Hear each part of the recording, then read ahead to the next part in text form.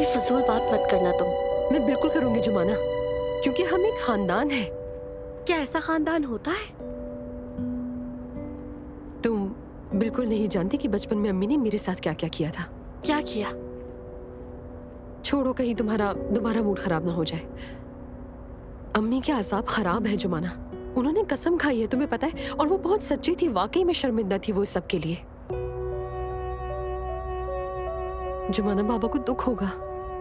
जानती हूँ। और सफिया भी अकेली नहीं है। यानी माफ करना, लेकिन 2 दिन बाद तुम्हें वहां से भी निकाल दिया जाएगा।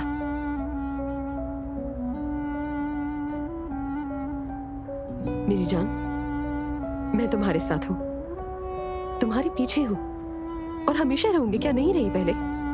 देखो, ठीक है, हम सगी बहनें ना सही, मगर तुम मेरी बहन जैसे हो। मैं तुम्हें और बतूल दोनों को अपनी बहन मानती हूँ।